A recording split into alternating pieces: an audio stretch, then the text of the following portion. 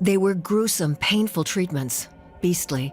The intense pain erased all feeling. Welcome to WatchMojo, and today we'll be discussing the most disturbing and infamous political implementations of the Nazi regime.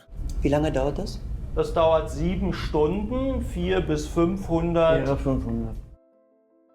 Testing Seawater.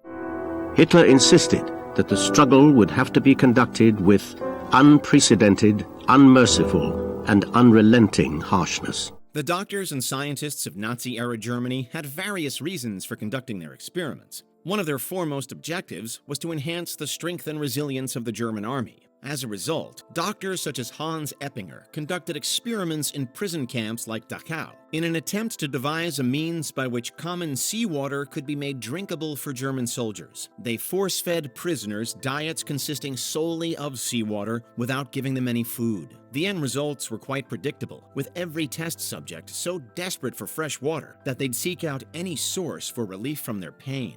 Bartolomeo, Vittorino, Alfonso, tutti guagliati. Non ce l'hanno fatta.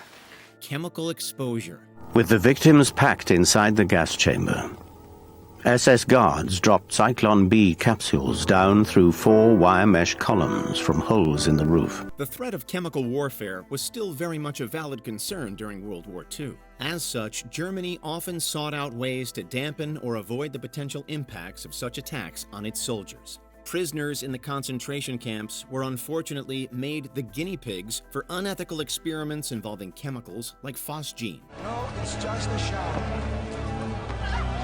This dangerous gas, which was previously used in World War I, was deliberately administered to some prisoners to allow German doctors to observe its effects. Many of these individuals died as a result of this phosgene exposure, especially due to the fact that they were already dehydrated and malnourished.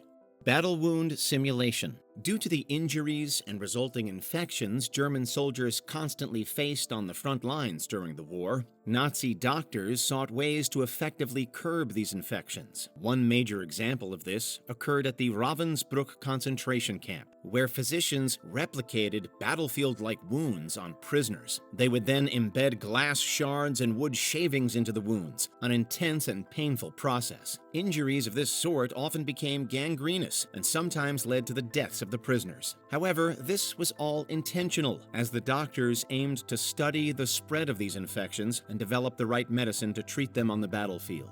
When the Soviets arrived on April 30th, they found 2,000 women judged by the Nazis to be too feeble to march in dreadful condition.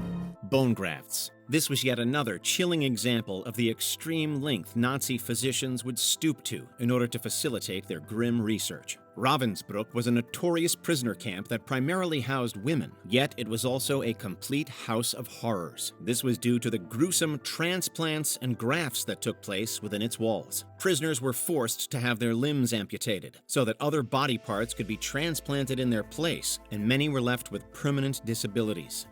Oh, I'm so weak. Oh, thank God, he is strong. These horrific experiments were conducted to determine whether proper regeneration would occur in wounded soldiers returning from battle. Intentional infections. It doesn't make any sense. We're their workforce.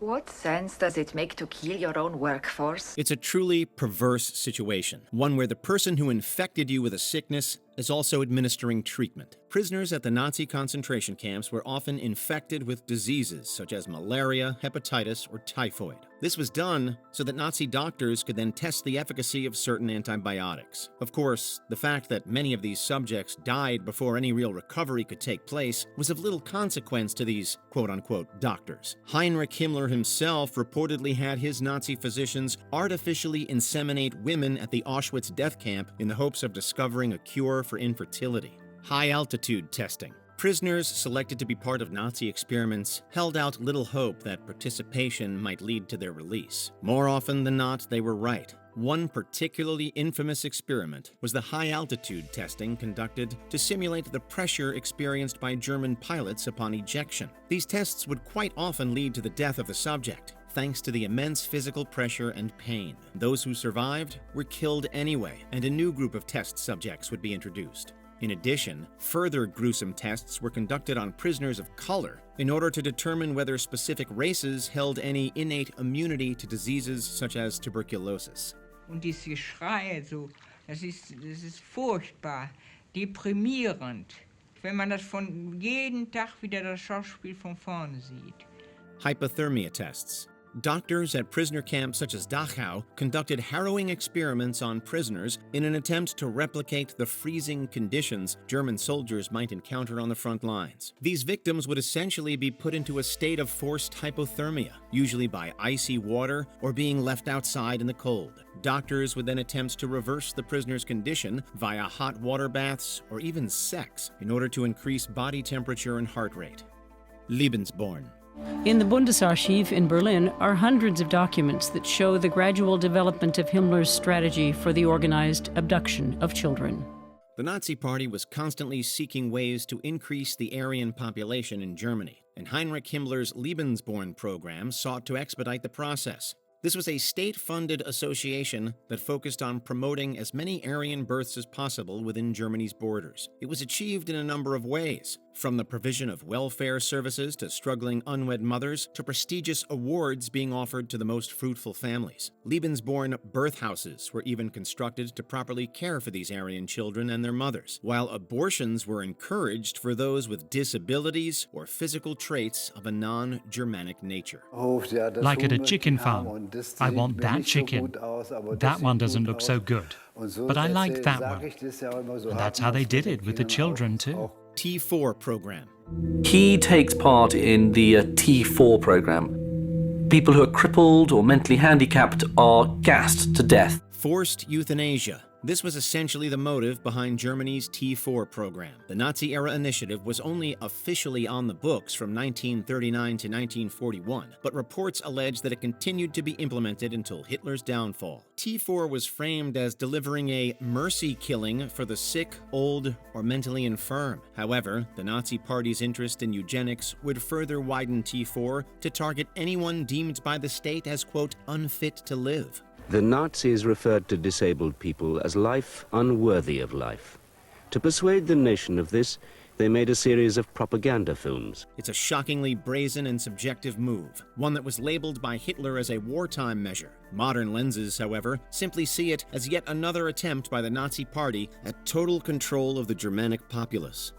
Dasein ohne Leben. Es klingt allerdings nach Weltanschauung. Ja, es ist eine Menschheitsfrage, die alle angeht. Before we continue, be sure to subscribe to our channel and ring the bell to get notified about our latest videos. You have the option to be notified for occasional videos or all of them. If you're on your phone, make sure you go into Settings and switch on your notifications. Propagation Experiments. Mengele is accused of being involved in the deaths of 400,000 Auschwitz prisoners. But his notoriety comes from the experiments he carried out on victims subjected to injections, electrocution, radiation, and horrific surgery. The name Josef Mengele is another that's been entered into the unhallowed halls of Nazi-era cruelty and infamy. This angel of death was one of the architects of the Holocaust, alongside Heinrich Himmler, and tragically evaded the hands of justice after the war. Mengele's brutal prison camp experiments knew no bounds of decency or morality, as evidenced by his demonic propagation procedures. Mengele was coming, so everybody had to stand still, and he would notice that one of the bunk beds, the twin, was dead. His so-called research at Auschwitz largely focused on twins, with the intent of uncovering any connections between fertility and multiple births. After he was through collecting data from the experiments, Mengele would then discard the innocent lives as if they were mere refuse. These horrific actions have immortalized him as one of history's most monstrous figures. He was always immaculate in his sharply pressed uniform, and he was always unruffled as he decided each person's fate. How do we come to terms with pure evil? What do you think influenced the mindsets of these wartime atrocities? Let us know your thoughts in the comments. Check out these other clips from WatchMojo, and be sure to subscribe and ring the bell to be notified about our latest videos.